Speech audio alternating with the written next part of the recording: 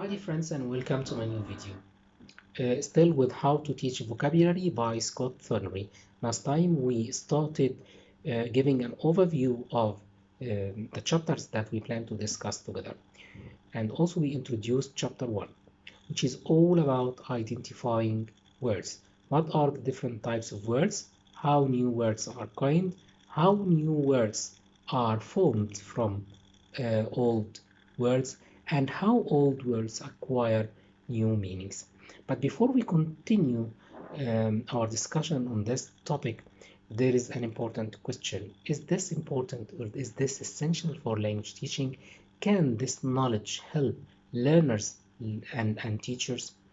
Actually, this will help teachers. To help teachers to do what? To help learners. This is our role. In order to answer this question, let's go back to what Thornbury mentions in the introduction of chapter 1. Thornbury summarizes the challenges that meet learners or that confront learners in learning vocabulary in making the right connection between the form of the word and its meaning. So in the receptive skills, while students read or write, they see the form or hear it. So the form is there, but they need to recall the meaning of this word. This is a connection in a receptive way.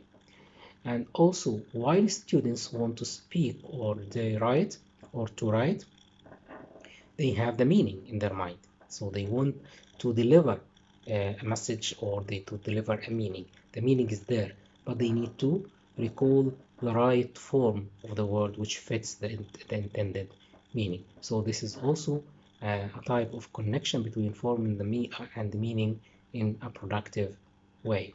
So this is very important, the connection between form and meaning. This gives us insight on the importance on the form of the word and what are the different shapes and forms of the words. It means this is important. Okay, Thornbury also gives us three ways or three suggestions for meeting this challenge, which is making connection. What are the three suggestions of Thornbury? Number one, acquire a mass of words or learn a large number of words by heart, which we call rote learning.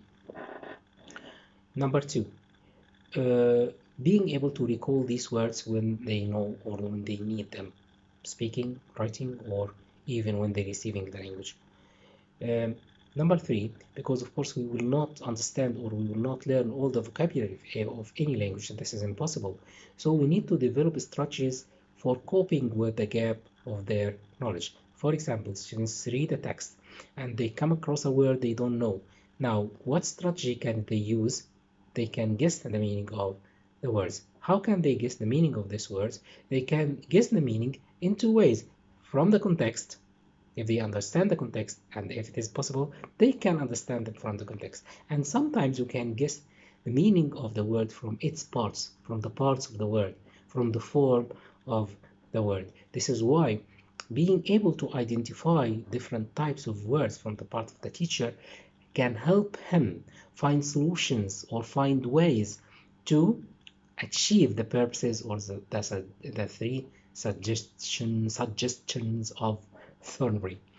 Okay, so now let's see how we can do this. Let's talk about the first way, Thornbury, or the second way, because last time we talked about word classes, now we talk about word families. I will show you a list of words.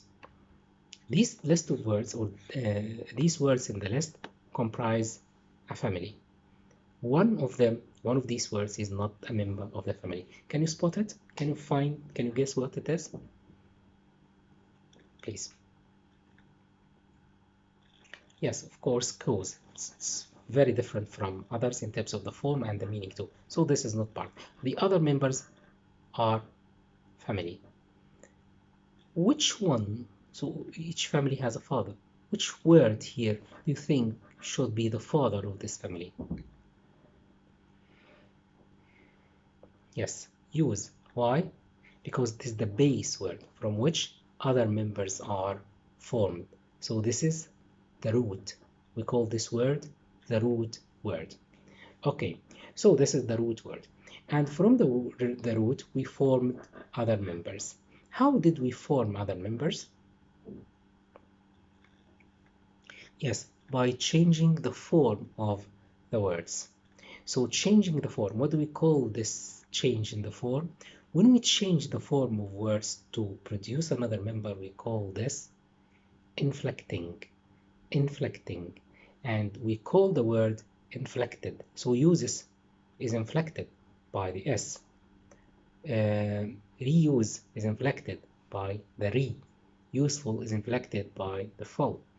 Good. So this is inflecting. Okay. So how can we inflect words?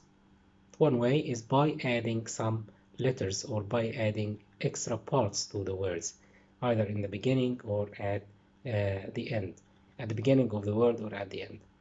Okay, what do we call the parts that we add to the words? Yes, affixes.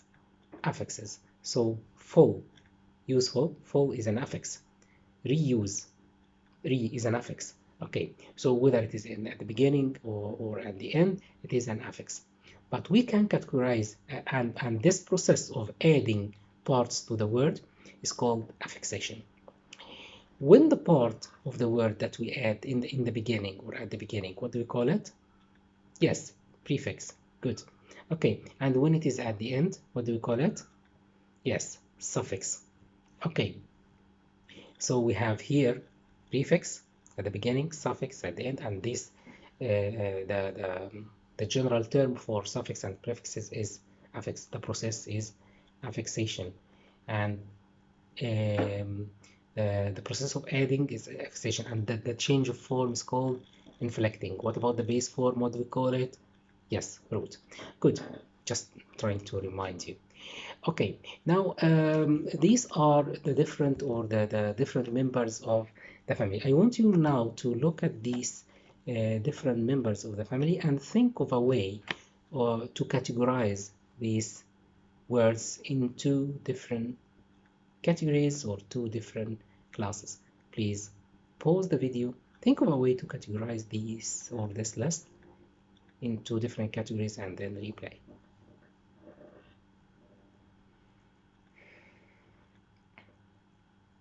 Okay.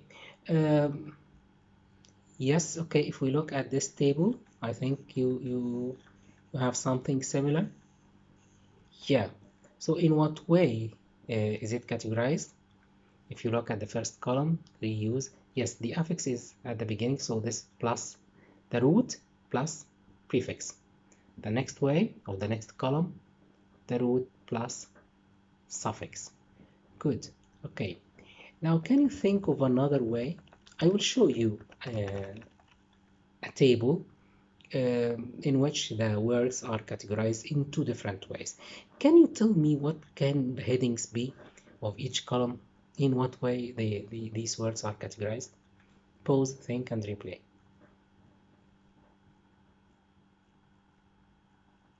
Okay, so if we look here at the first column, we can find that we have suffixes and prefixes in the same column. Okay, so it's not in this way. Look at the different columns. What is the effect of the affix on the root of the word? Does it change the meaning or change the grammar of the word? The first one, yeah, here the change is in the meaning. And the next one, or the second column, the change is in the grammar. So inflecting the words changed the grammar of the word. Okay, so here when we have, so what heading here can we have for these words? These words are called, yeah, first column, these words are called derivatives. Derivatives. So when the effect of the affixes or of the inflecting is on the meaning, we call it derivatives. But when the effect is on grammar, we call it inflections.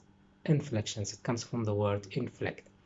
Okay, so here we have other two terms, derivatives and inflections. Okay, so what is a word family? A word family is the base word plus its derivatives and inflections. So this is a word family. Okay, now let's move on to another way or a different way of categorizing words, which is word formation.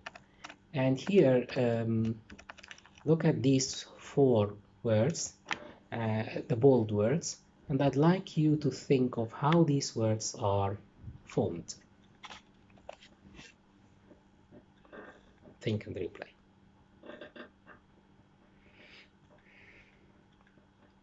Okay, if you look at the first word, screen saver, of course we can, it's easy to know that there has been or these started as separate words or independent words. We have the word screen, and we have the word save and saver too. Then we added or combined it or compounded them together to form another word. So this is only one word. Screensaver is only something. Okay, so when two independent words, combine together to make another word, one word, we call it compounding. We call it compounding. This process is called compounding.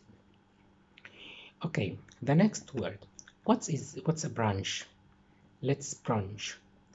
Brunch is a noun and a verb at the same time.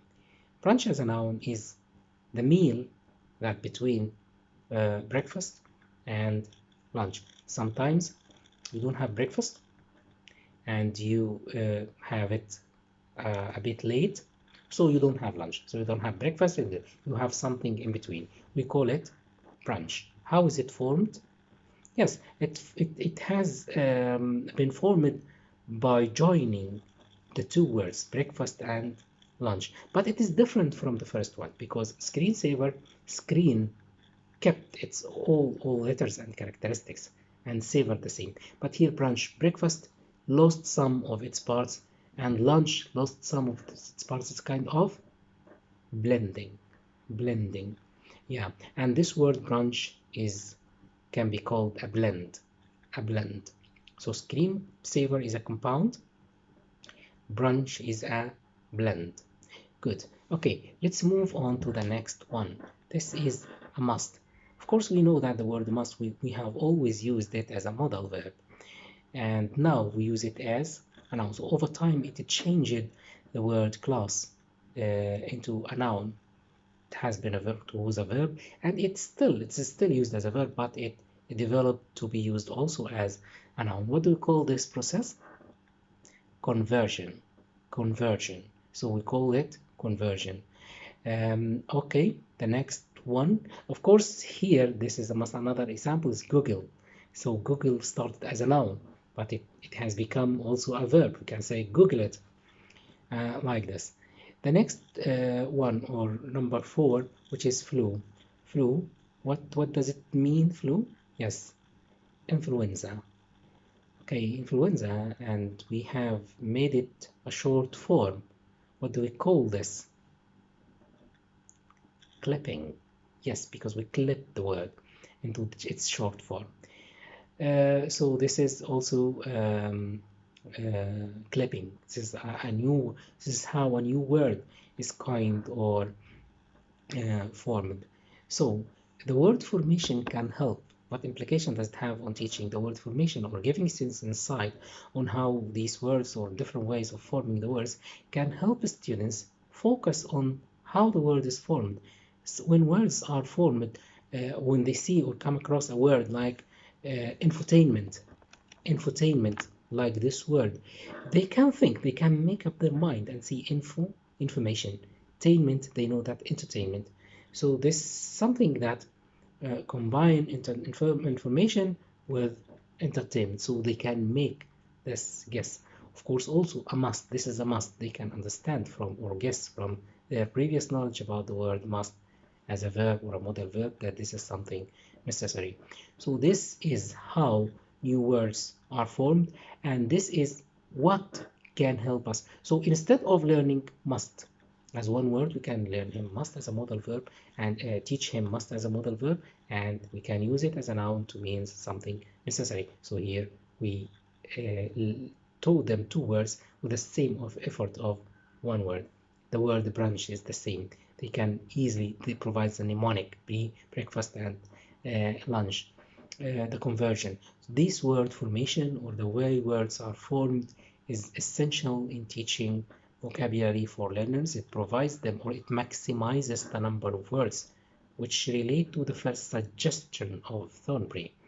Learn a mass of words by heart. This also provides them with some mnemonics, brunch, the first letters and the last letters, which is number two, being able to recall these words. It helps students, as in the case of infotainment, it helps students to guess the meaning of the words from its parts, which is the third solution or suggestion of Thornbury.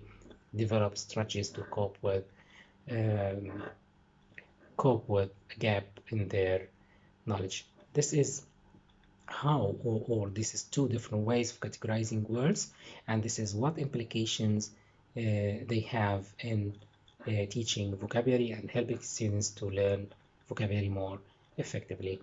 Next time we will have other different ways of categorizing words, and see how they can, or how this can help students to learn vocabulary easier or more effectively. Thank you so much for watching, and meet you next. Today is Monday, yes, so meet you next Thursday. Thank you so much, and meet you next Thursday.